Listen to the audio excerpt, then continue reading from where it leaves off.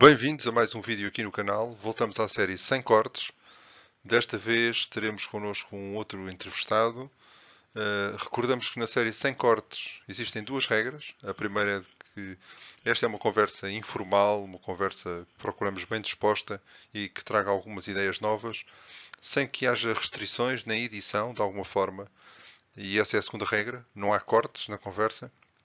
É desde que começamos a gravar até o momento em que terminamos, independentemente de um momento ou noutro, até poder haver algum lapsus linguae que noutro tipo de formato podia ser editado. Então, o nosso convidado desta semana é o Nuno Pontes de Carvalho. E eu vou-vos contar já de seguida quem é o Nuno Pontes de Carvalho, por acaso não o conhecerem, o que é uma coisa quase impossível. Quem é o Nuno? Bem, para além da formação académica que possui e que vão ver na nossa conversa, muito contribuiu para a criação da APOGEP, da Associação Portuguesa de Gestão de Projetos. Também tem uma carreira militar relevante, tendo estado no terreno ainda em momentos de confronto militar. É já há muitos anos formador e consultor na área de gestão de projetos em Portugal. Eu acho que não existe nenhum gestor de projeto em Portugal que não tenha tido pelo menos uma sessão de formação ou uma sessão de consultoria com o Nuno.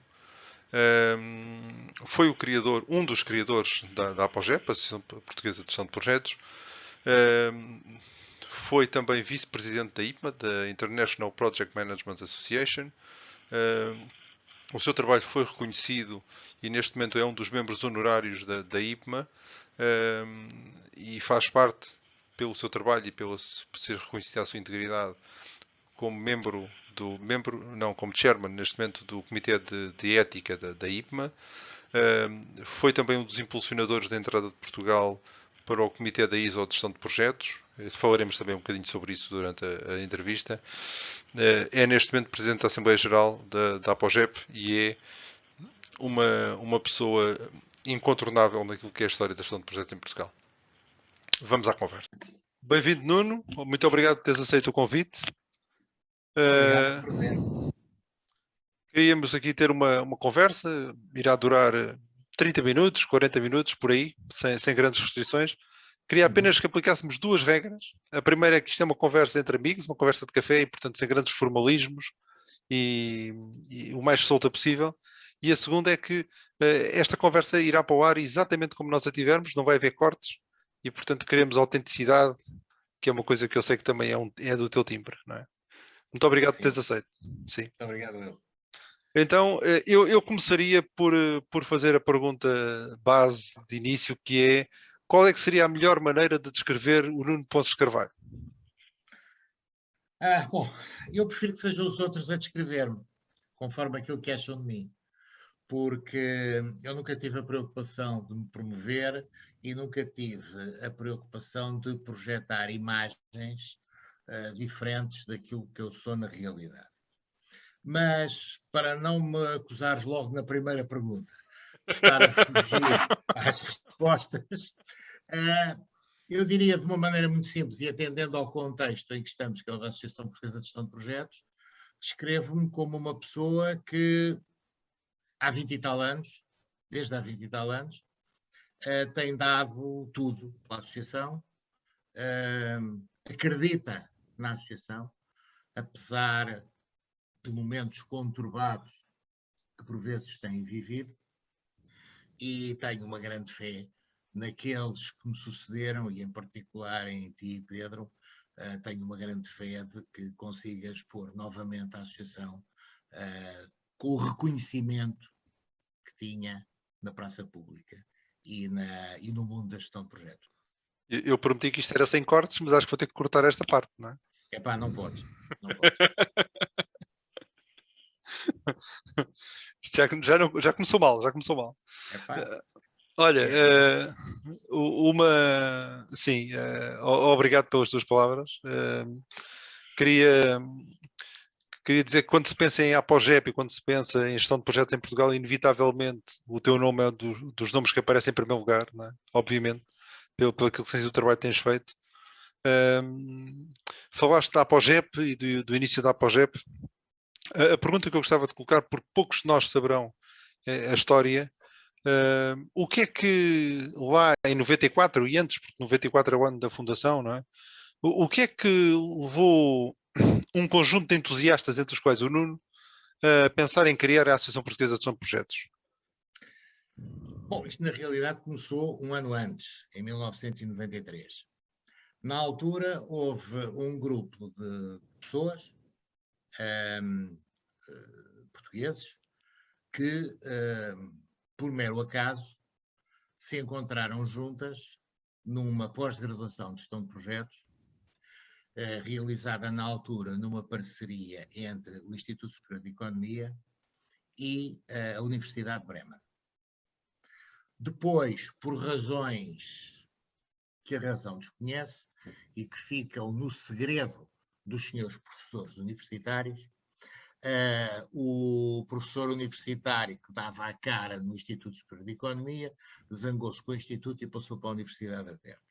E depois aquilo passou a ser uma parceria entre a Universidade Aberta e a Universidade de Bremen. O curso era constituído era um curso semi-presencial ou semi-remoto, sei lá, em que basicamente, isto já havia em 93, o remoto. Modernices em 93, modernices. 1993, modernices. Portanto, o curso era um curso em que uma vez por mês havia uma semana de aulas presenciais, primeiro no Instituto Superior de Economia e depois na Universidade Aberta. Ficávamos com coisas para estudar durante 3 semanas e no final de 7 ou 8 meses que aquilo durou, então fomos uma semana para a Universidade de Bremen, em que tivemos que prestar provas, fazer exames, ter entrevistas, fazer trabalhos de aplicação, trabalhos práticos, etc. Eu vi depois que, mais tarde, vim a perceber que a maneira como essa avaliação foi feita na Universidade de Bremen mais não era do que o prelúdio da certificação nível B e nível A da IPMA, porque seguia um modelo muito semelhante. Isto foi feito por um senhor professor da Universidade de Bremen, chamado Sebastian Dvoracek, aliás, que eu fiz sócio honorário da Associação Portuguesa de Gestão de Projetos, e estavam mais de 3 países nesse curso. Além de Portugal, estava a Alemanha, mas a Alemanha com uma particularidade, era tudo pessoal vindo da RDA, portanto, com uma cultura ainda muito de economia, direção central, muito burocrática, muito fechada. Estava um espantoso colega grego, extremamente simpático, que estava lá muito mais para se divertir do que propriamente para tirar o curso, e estavam 2 ou 3 colegas de Angola, ligados à empresa de eletricidade ou telecomunicações, já não lembro da qual. Bom, começámos aí, e depois, enfim, os professores eram tudo pessoas ligadas a associações. A Associação Inglesa, estou-me a lembrar do Eric Gabriel, a Associação Alemã também, enfim, várias associações. E aí eu comecei a perceber que, mas o que é isto? Há um mundo da gestão de projetos, que a gente não conhecia. Os países ocidentais, os países, enfim, entre aspas, civilizados, têm todos uma associação profissional de gestão de projetos. A Espanha ainda não tem, vamos fazer depressa uma associação antes dos espanhóis, que é para ganharmos aos espanhóis em qualquer coisa. E então, os 9 bacanos portugueses que estavam lá, entre eles o nosso amigo António Andrade Dias, e outros que foram ficando por caminho, resolvemos criar uma associação. Começámos a mexer, começámos a ver como é que era, e realmente em maio de 94 a associação nasceu. Não teve uma vida fácil de início. Eu costumo dizer que as primeiras instalações que a associação teve foram uma gaveta e meia prateleira do gabinete daquele senhor professor catedrático, que cedeu um bocadinho do gabinete para a associação se instalar lá. Claro que isto não podia correr bem, não é? Mais tarde fomos asilar numa sala da Associação Portuguesa de Informática, em que eu tinha participado também nos corpos gerentes dessa associação anos antes.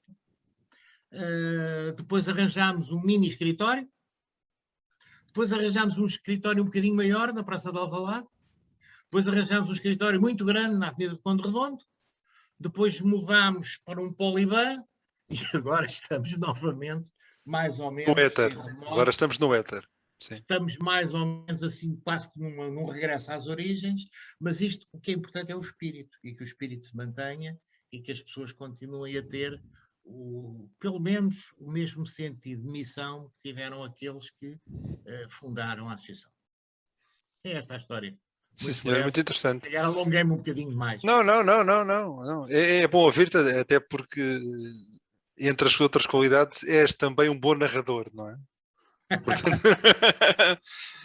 mas, Nuno, uma coisa que eu sei que te orgulhas, e por acaso hoje não estás de casaco, portanto não tens à lapela o teu pin Posso ir buscar uma bandeirinha. da carreira militar que tanto te orgulhas.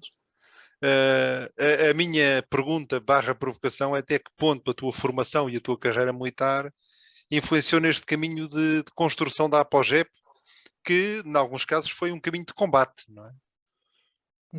Aliás, a vida é um combate. E quem não vê a vida como um combate, passa pela vida em vez de fazer coisas na vida. Bom, mas na vida é sempre difícil dizermos o que é que influenciou o quê. Porque exatamente a vida é uma sequência de acontecimentos que, na maior parte das vezes, nós não controlamos. Eu tenho um filho que me diz assim: eu não percebo essa coisa da gestão de projetos porque eu não consigo fazer planos a mais de 24 horas. Porque normalmente em 24 horas tudo muda. Bom, mas tudo acaba por estar interligado na vida de uma pessoa.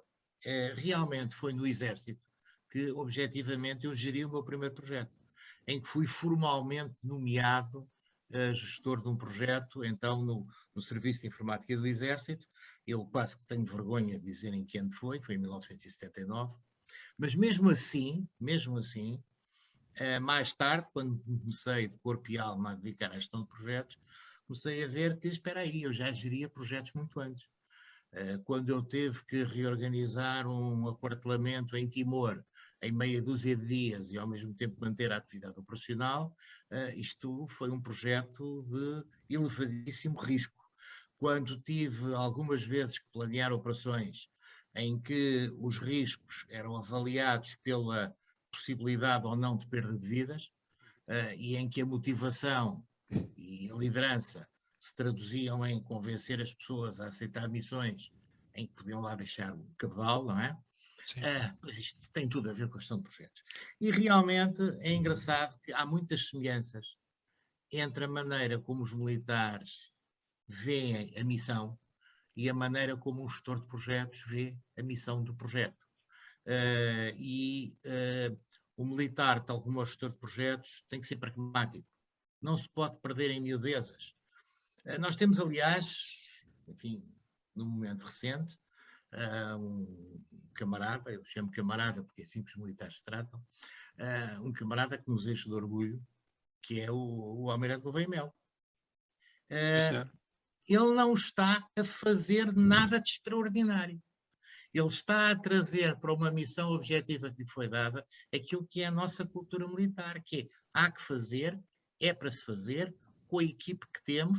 Nunca se tem a melhor equipa, e a equipa só não é boa se o líder não souber liderar. Porque ser líder é conseguir resultados, mesmo com uma equipa que não é aquela que gostaríamos de ter. Desculpa, que gostaríamos de ter.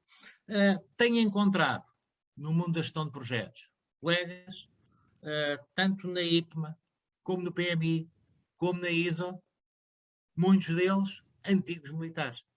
Porque realmente, lá está, há um nexo, há uma relação, há muitas semelhanças entre pegar num projeto e fazer as coisas acontecer e entregar resultados e cumprir uma missão. É muito semelhante, enfim, em termos de maneira de ser.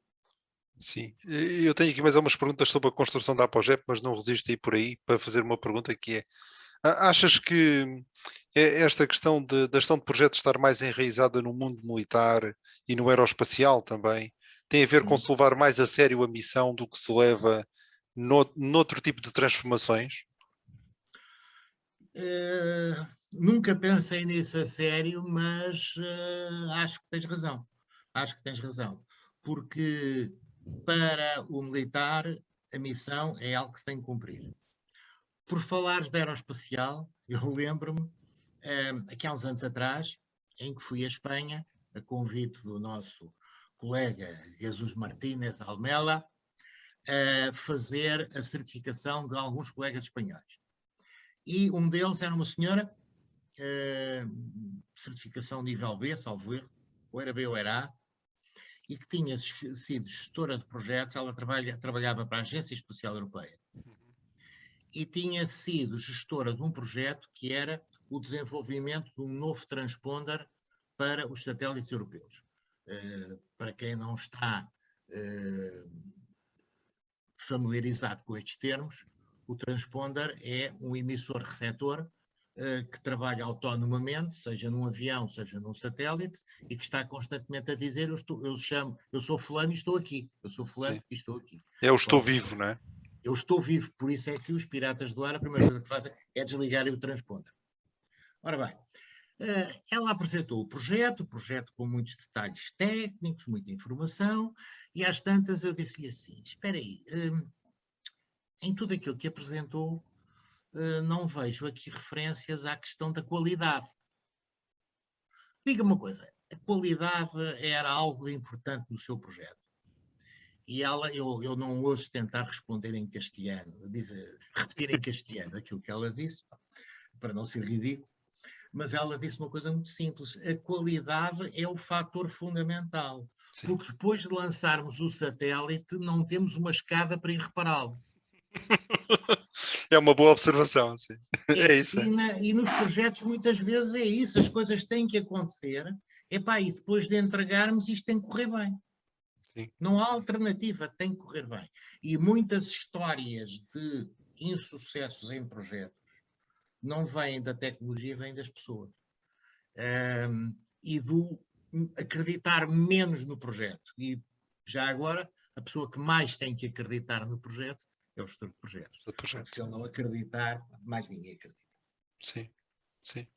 Obrigado, foi aqui um momento rico. Mas vou voltar ao projeto da Apogep, porque queria aproveitar para... Vocês, enfim, reuniram-se, já explicaste, houve essa pós-graduação, tudo isso, houve aí o espírito, e vocês tinham um conjunto de objetivos, ou se quisermos uma missão, usamos uma palavra que já usamos muito hoje, para a Apogep, não é? Ao longo destes 27 anos, consegues-nos recordar de 2 ou 3 momentos, ou 4, ou os que achares, em que sentes que a Apogep cumpriu esse papel de desenvolvimento da gestão de projetos e também da afirmação da imagem de Portugal nesta área, que é uma área técnica que ainda não está assim tão divulgada no mundo inteiro? Bom, em termos de afirmação do exterior, claro que houve 2 momentos essenciais. O primeiro foi em 96, quando quando nos afiliámos na IPMA, e o segundo foi em 98, quando assinámos o acordo de certificação com a IPMA. E a certificação era, de facto, o momento essencial para nós conseguirmos viver, conseguirmos ter retorno e que nos permitisse viver como associação. Assim, só entre parênteses, as associações, em média, pelo menos nos tempos em que eu estive ligado à certificação e em que fui vice-presidente da certificação, em média, 80% para mais do rendimento das associações vem da certificação. Algumas associações fazem um bocadinho mais em formação, mas isto é sempre, como sabes, uma questão muito complicada, a junção da formação na mesma entidade que é certificadora, enfim, levanta alguns problemas e sobretudo alguns cuidados. Bom, certo. Mas portanto, a certificação era para nós o momento-chave. Nós não tínhamos nada, tínhamos as cotas de 19 ou 20 pessoas, que foram as pessoas que iniciaram a associação. De modo que fizemos o acordo em 98 e em 99 estávamos a certificar no Porto 5 gestores de projeto nível B. Todos eles vindos do setor da construção, porque foi o setor que conseguimos arregimentar com mais facilidade através do nosso colega Paulo Ribeirinho Soares. E é mais um setor onde a transformação tem que ser levada a sério, não é? Porque não é depois do arranha-céus estar pronto que se diz agora chega meio metro para o lado, não é? Pois, isso é válido para o arranha-céus ou para uma casota de cão, é mesmo? Exatamente. Mas, portanto, porquê é que nós começámos com o nível B e não começámos com o nível D? Bem, é que para quem não está ligado à certificação, o nível D é mais difícil de implementar do que o nível B, porque existem exames, etc. Por outro lado, porque precisávamos ter uma massa crítica de assessors, portanto, de avaliadores da certificação. E desses 5 níveis B, saíram 2 bons assessors para a certificação. Já agora queres explicar como é que é feito o assessment para o B? Porque já explicaste que no D é exame. O assessment para o B, na altura, era apenas um relatório de um projeto que a pessoa tivesse gerido e uma entrevista sobre esse relatório. Mais tarde, nós acrescentámos alguns elementos ao nível B e também ao nível C, que era o tal workshop de certificação, que foi muito bem aceito e muito bem cotado, enfim, pelas empresas que mandavam pessoas à certificação e que depois, enfim, para mim, inexplicavelmente, a não ser por redução de custos, mas isso, enfim, não é uma boa razão, foi retirado do portfólio de ferramentas da certificação. Mas isso é outra história, que eu não queria agora. Há aqui um aspecto que eu quero salientar, que é, e que já disseste, e que talvez as pessoas que nos estão a ver não tenham noção, é que a certificação na IPMA, e portanto na APOGEP, não é apenas fazer um teste, não é? Isso é para o nível introdutório, para os outros... Isso, claro. Isso é para o nível D, porque no nível D a única coisa que está a ser avaliada é o conhecimento. Sim. A competência junta, para haver competência, tem que haver conhecimento e tem que haver prática, tem que haver experiência. E nós o que estamos a avaliar é se a pessoa realmente já geriu projetos, o que é que fez de bem e se sabe reconhecer os erros que cometeu. Isto é a mesma coisa que certificar um piloto.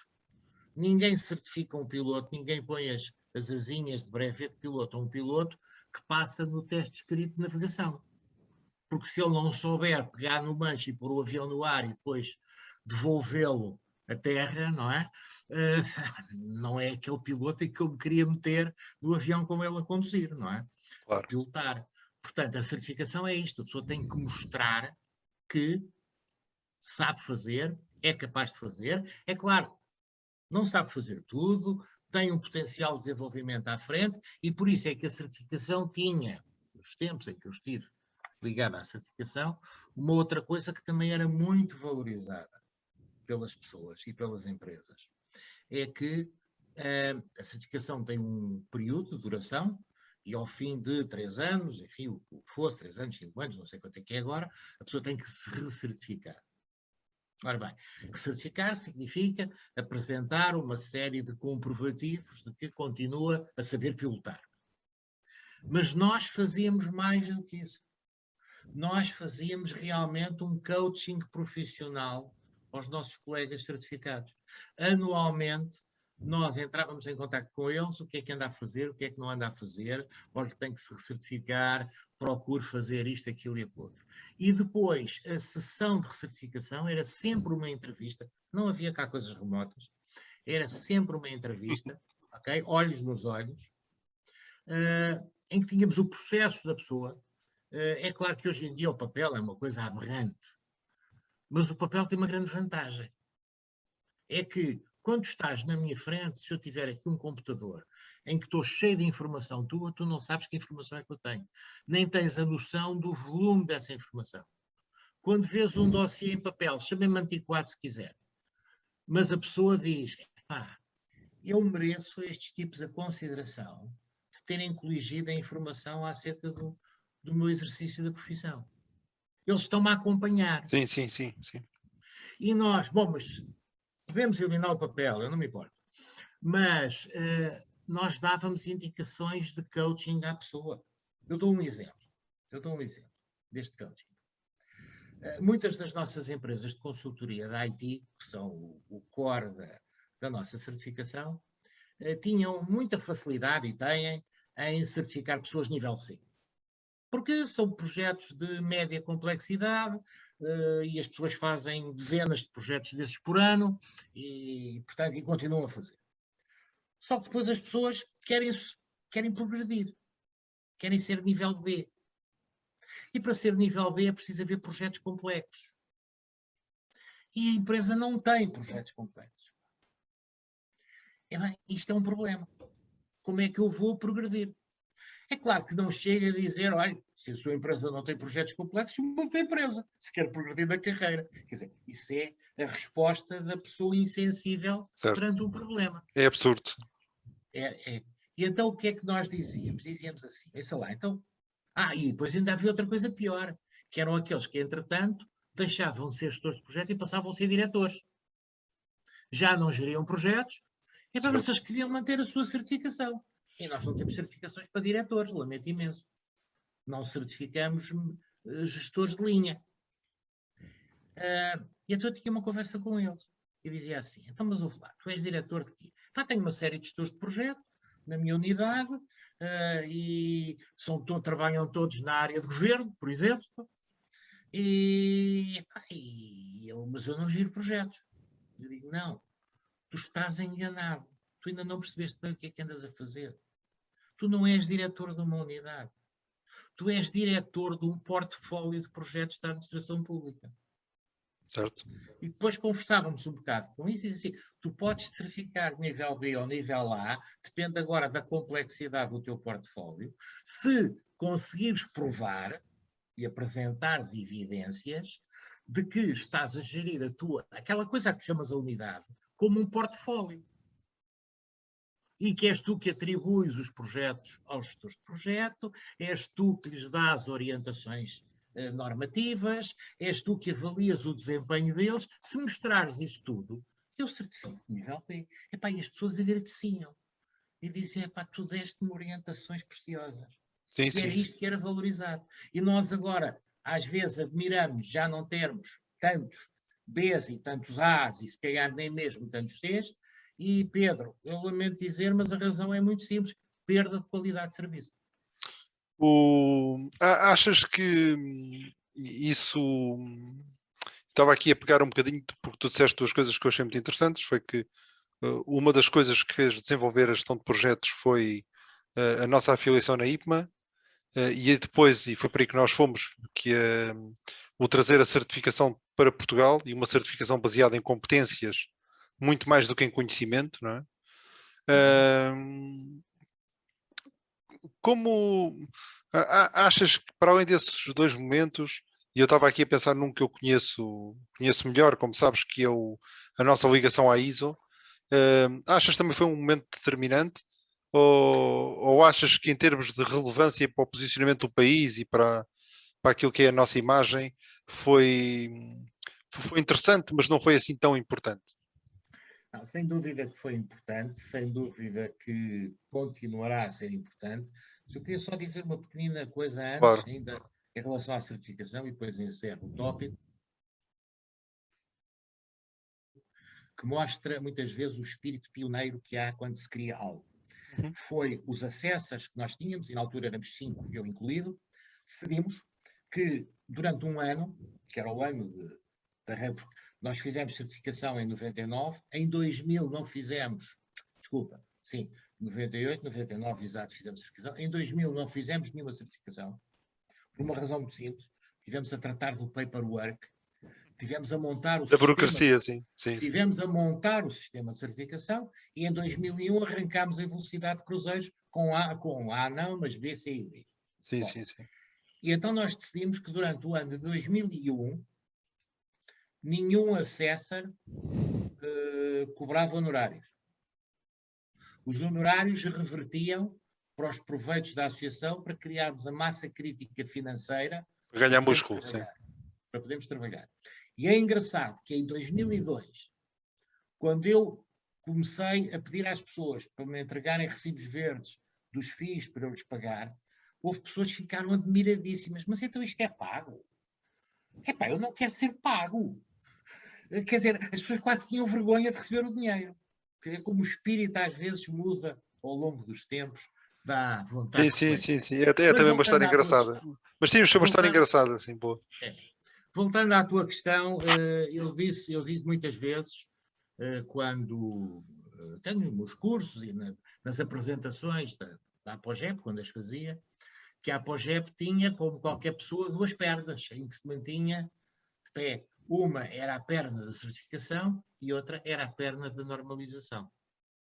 Porque a normalização nasce em 2007, com o começo do grupo de trabalho da ISO, que criou, ou que começou a desenvolver a ISO 21500. É interessante que nós aparecemos lá porque o então presidente da IPMA, num conselho de delegados, incentivou as associações a porem pessoas da IPMA nos comitês de normalização para influenciarmos as coisas um bocadinho com as cores da IPMA. Portugal e mais 1 ou 2 países foram os únicos que responderam à chamada, ok? E temos sempre feito, enfim, com aquela nossa irreverência, capacidade de improvisar e capacidade às vezes de ver o fim do filme muito antes dos outros, anglo-saxónicos, que se perdem muito no processo e na burocracia e no step by step. Ainda eles estão a meio do step, já a gente viu o filme todo. E temos aí capacidade de influenciar e gradualmente, como sabes, fomos granjeando algum reconhecimento no mundo da certificação, apesar, enfim, de todas as lutas de interesses que há, e aí são de facto é outra história. É o cenário internacional e é assim em tudo, não é? Pronto, sim. Um outro pilar que é importante é a ligação à universidade. Sim. A ligação à universidade foi iniciada com a celebração de alguns protocolos com escolas de referência. E eu digo aqui escolas de referência sem qualquer espírito de elitismo. Mas, se nós queremos ser reconhecidos como uma associação profissional de referência,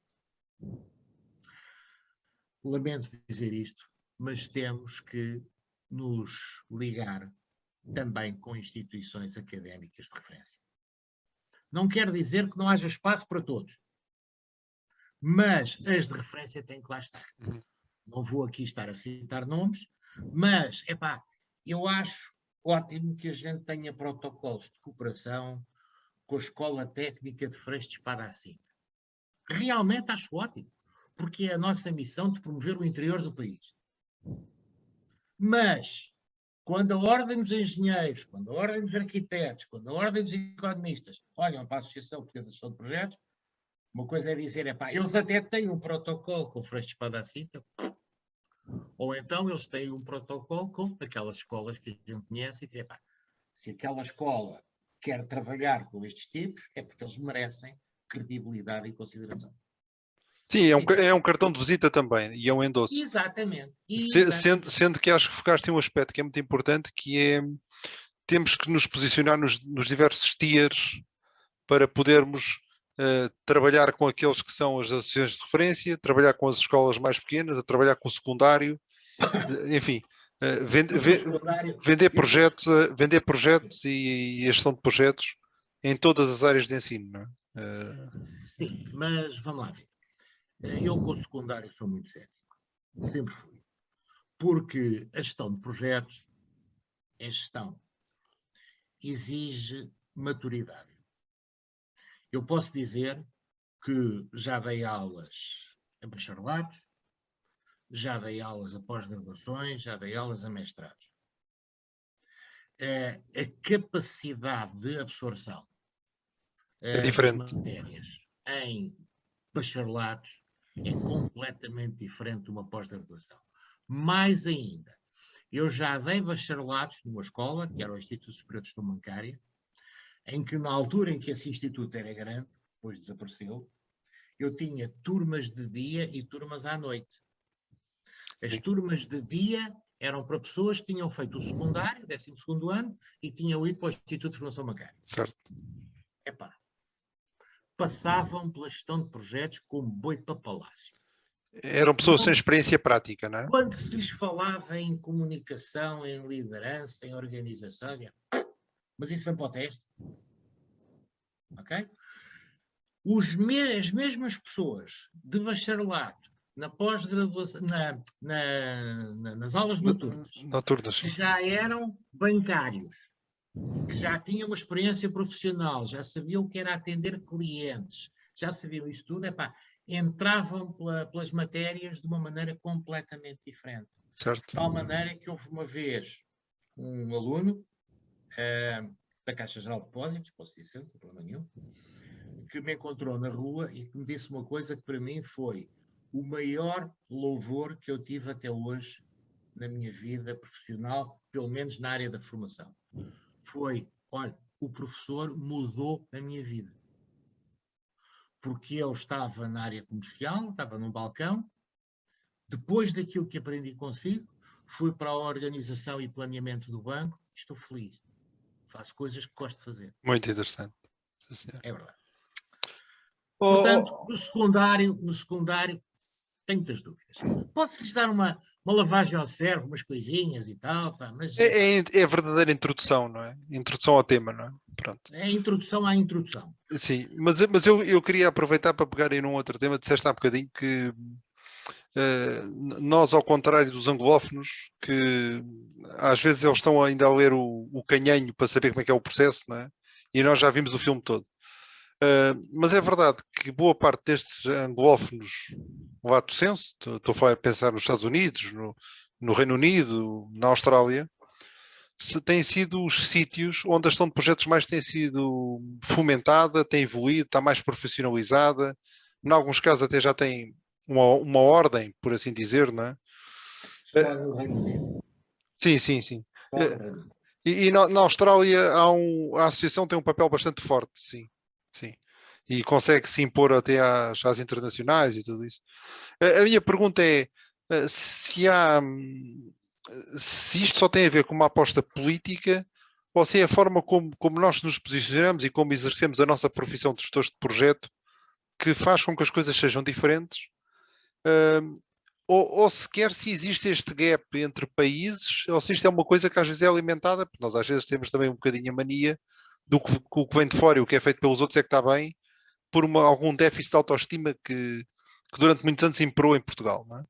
Portanto, a minha pergunta é, existe esse gap? Não existe? É diferente? Não é diferente? O que é que pensas sobre isso? Eu acho que o gap é um mito. Eu lembro-me, parece não ter nada a ver com a gestão de projetos, mas como tu iniciaste as hostilidades falando da minha vida militar, eu gosto muito de história também. Gosto muito de história. E há uma célebre carta do general Beresford, depois Duque de Wellington,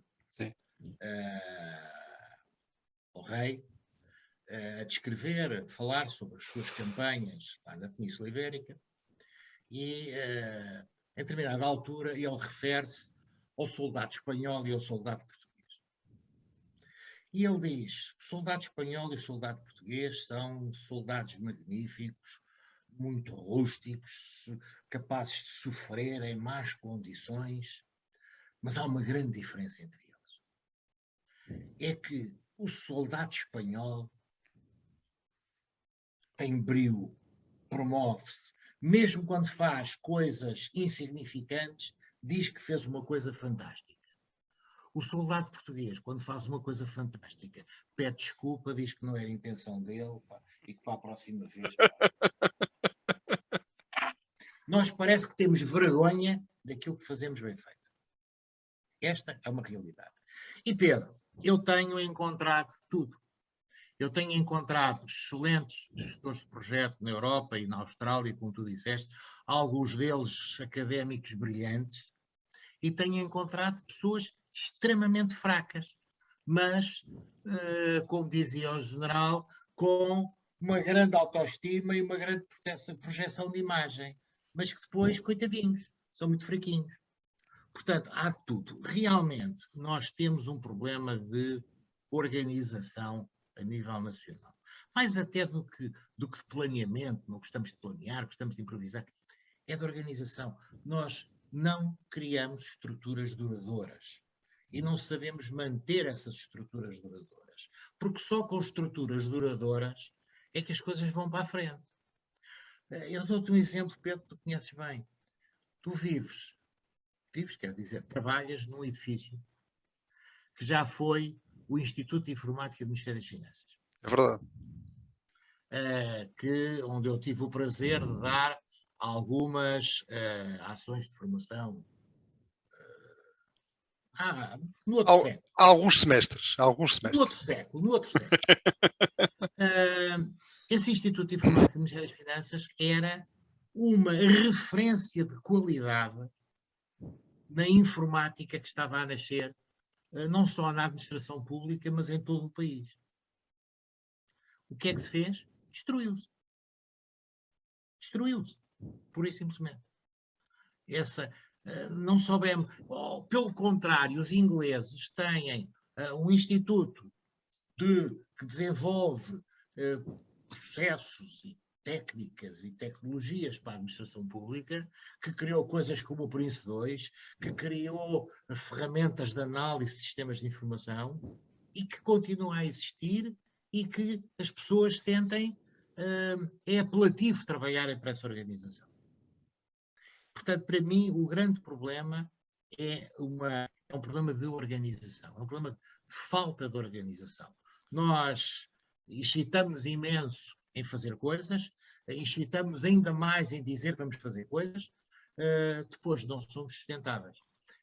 Eu lembro-me de uma história que me contou um diretor da Auto Europa, que quando estavam a fazer os testes de fábrica para a produção do EOS, o EOS era o carro que estava a ser promovido em Palmela, que até aí tinha aparecido com mais tecnologia. Era sensores por todo lado.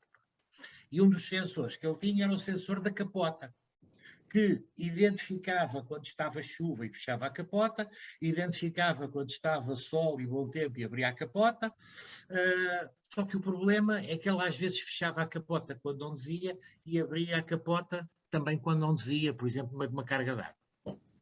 Os engenheiros em Wolfsburg andavam de volta daquilo e não conseguiam encontrar o problema. Mas, entretanto, tinha que se fazer os testes de linha de montagem e já havia EOS a passarem na linha de montagem em Palmela e, de repente, no meio da linha de montagem, pimba, um que abre a capota e não devia ter aberto. E havia um que... pronto. Sim. Há um eletricista português que estava lá, olhou para aquilo. Espera aí, deixa cá olhar. Presta aí, agora estou a dizer a geneira. Sim. E presta aí o ferro de soldar. Queimou ali, picou da lá. Então agora, abres ou não abres? Fechas ou não fechas? Imediatamente veio de lá o engenheiro alemão que disse, para a linha. O que é que o senhor fez? Eu fiz isto assim. Ok, então venha ao próximo carro. Repita o que fez. Já não me lembro bem. Repita o que fez. E repetiu e a repetição funcionou. E o engenheiro alemão ia tomando notas. E a seguir disse, agora para a linha, para os testes, vai tudo para Wolfsburg para ser avaliado. E eles avaliaram e alteraram o procedimento de fabrico. E ele disse, é esta a diferença e é isto que faz grande a Auto Europa. Nós casamos o improvisar português com o organizar alemão. A nós falta-nos o organizar. Não podemos ter tudo, não é? A minha pergunta é esta... Temos que ter tudo, se não queremos sair é verdade. do fim na cauda da Europa, não é? Da cauda. esta forma de gerir baseada no improviso e baseada na contingência é uma coisa que é nossa, portuguesa, ou achas que é uma coisa que se arrasta pela lusofonia e que os nossos colegas e amigos do Brasil, de Angola, de Moçambique, também padecem um bocadinho desta forma desenrascada e às vezes um bocadinho atabalhoada de levar as coisas para a frente? Eu não gosto de comentar coisas que não sei. E não quero ser injusto para os brasileiros, apesar de eu ter ajudado por 2 vezes a criar a Associação Brasileira de Gestão de Projetos. Eu digo por 2 vezes porque houve uma primeira associação que faliu, depois criou-se uma segunda associação, e ter criado o sistema de certificação do Brasil, mas mesmo assim não gosto de ir por aí. Eu espero que os portugueses nunca improvisem tanto como os brasileiros, mas os resultados dos brasileiros acabam por, os maus resultados acabam por não se notar tanto, porque ainda há pouco tempo aquilo era a 6ª, agora é capaz de ser para a 8ª, ou não na economia do mundo, mas assim continua a ser muito grande. Eu acho que já respondi de certa forma a essa pergunta na questão anterior, não é?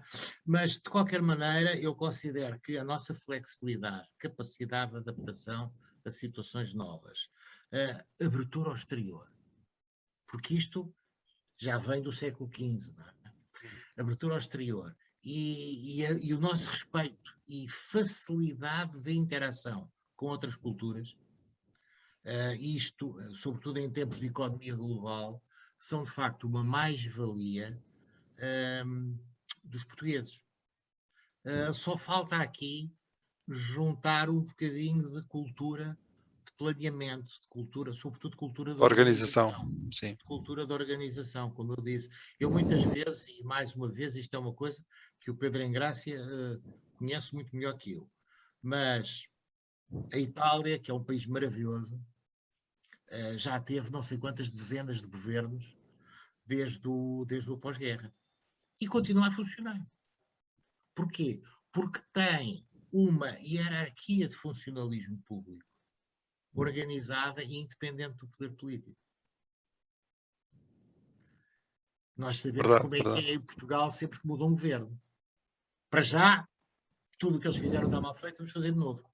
E enquanto nós continuarmos a desfazer e a fazer de novo, é que não saímos do lamaçal, de maneira nenhuma. E aí já não há gestão de projetos que ajude. Aí eu acho que nós nos últimos 20 anos temos evoluído e temos nos tornado mais permanentes. Até, se calhar, nos últimos 30, porque beneficiámos de uma coisa que foi os fundos comunitários. Porque os fundos comunitários tornaram os projetos e os programas mais duradouros e mais transversais. E, portanto, menos sujeitos a problemas que tínhamos mais há 30 anos atrás, não estou a dizer que não existam ainda, que é o problema exatamente de haver volte-face nos projetos conforme as pessoas que são os responsáveis irem mudando, não é? Agora, por exemplo, e estou-me a lembrar de uma coisa em que estamos a trabalhar agora, que é o PRR, não é? Que andemos por onde andemos, é um programa no mínimo a 7 anos, em que está traçado neste momento o caminho que vamos seguir, e independentemente do gestor de projeto, do diretor, do administrador, do secretário de Estado mudar, o caminho está traçado. Não é? Pode haver pequenos ajustes, mas não é aquela coisa da ponte ser aqui e depois mudar para 5 km ao lado. Quer dizer, não... Acho que temos beneficiado um bocadinho disso.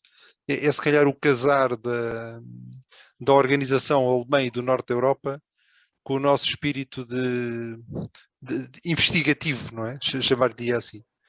Muito bem. Agora as pontes esquecidas e as estradas em paralelo também foram feitas com fundos comunitários. É verdade, é verdade. Sim. Foi um processo de aprendizagem. Não, tinha uma última pergunta para ti. A conversa tem sido muito agradável. Falámos muito em desenvolver gestão de projetos, do papel da APOGEP, para desenvolver gestão de projetos e também para cimentar a imagem do país lá fora. Falámos sobre muita coisa.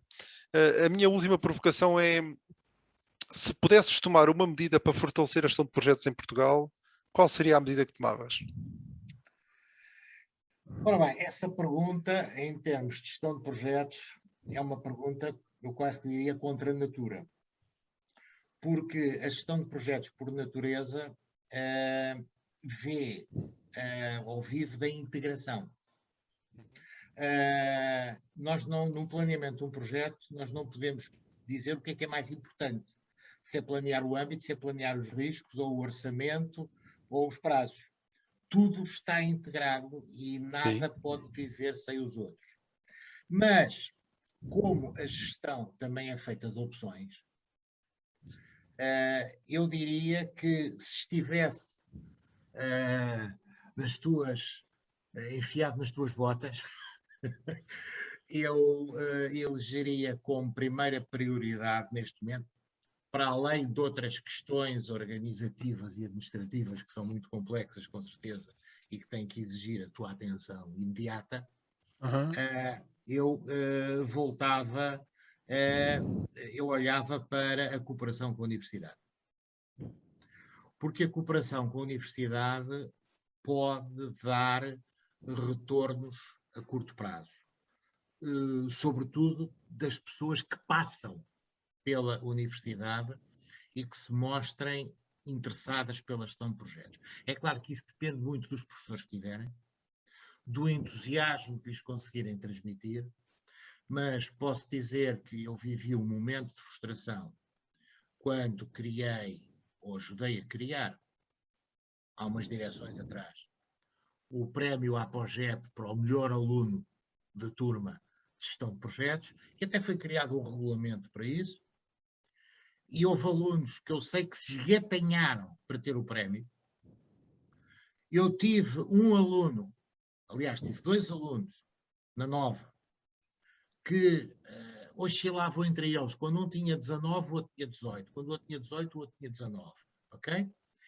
E um dos alunos, passado com 18, foi a exame de segunda época para conseguir subir para 19 e ter o prémio. Isto mostra, de facto, a forma como as pessoas valorizavam.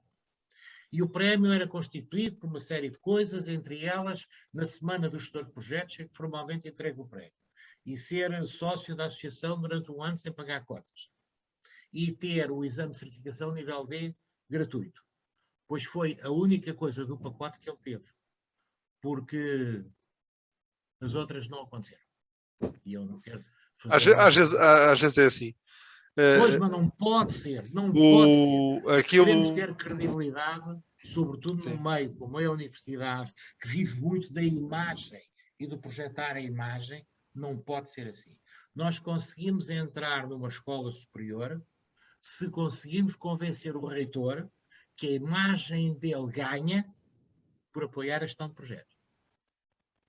Se ele achar que a imagem dele não ganha, ou a imagem da escola, pronto, que ao fim acaba por ser a imagem dele também, não vamos ter apoio. E vamos ter o apoio dos miúdos. Se mostrarmos que eles podem ser diferenciadores ou podem ter alguma coisa diferenciadora. Sim, senhor. Portanto, se me dás a escolher só um... Só um, não é? Sim, senhor. Sim, senhor. Perfeitamente de acordo, porque acho que temos que criar massa crítica e isso faz-se por colaborar com as universidades e por trabalhar com as universidades para criarmos esse awareness, porque mesmo as pessoas que passam por essa fase de aprendizagem e ter cadeiras de gestão de projetos, mesmo que não venham a ser gestores de projeto, ficam pelo menos a saber o que é a gestão de projetos e a saber conviver com ela no meio profissional. E isso é muito importante, porque não queremos que as pessoas se transformem todas em gestor de projetos, não queremos que andem todas com o martelo à procura de pregos, queremos antes que as pessoas percebam quais são os conceitos e qual é o modelo organizativo por trás, para que depois, quando surgem projetos na sua vida, possam interagir da melhor forma, seja qual seja o seu papel. Exatamente. Sim, senhor. Nuno, quero-te agradecer muito este tempo que passamos aqui na conversa. Ficávamos aqui a noite toda, até passamos 2 terríveis faladores. Epá, tinha que ir buscar a garrafa de tinto e tinhas que me deixar acender o cachimbo durante a entrevista. Não havia problema, não seria por isso. Mas fiquei na dúvida se seria tinto ou se seria conhaque, mas pronto. Okay. Não, tinto. Estamos a falar no contexto de uma associação portuguesa de gestão de projetos. Não há cognac, quando muito aguardente velha. Sim, senhor, aguardente velha, top. Sim, sim. Ok. Nuno, muito obrigado pelo tempo, pelos insights, pela alegria da narrativa que fazes, porque tens sempre uma forma de falar muito expressiva e isso é muito interessante. Muito obrigado. Muito obrigado, Pedro, por esta oportunidade e por de vez em quando ter a oportunidade de dar um atestado de vida dentro do mundo da associação. Adeus.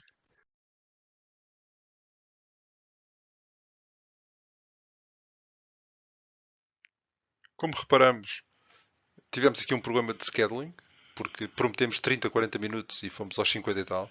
Mas é assim que sucede muitas vezes quando estamos numa conversa entre pessoas que têm uma grande afinidade e como notaram até por algumas expressões do Nuno que me deixaram um pouco embaraçado. Espero que tenham gostado, espero que levem alguma coisa desta conversa, fiquem a saber um bocadinho mais, tenham ficado a saber um bocadinho mais sobre a história da Apogep, que já começou há muitos anos atrás e o tempo passa rápido. Queria propor-vos que partilhem o vídeo, que me sigam nas redes sociais, que interajam e que proponham também temas para vídeos, porque com certeza terei gosto em abordar outros temas que não aqueles que temos vindo a abordar até agora. Obrigado, um abraço.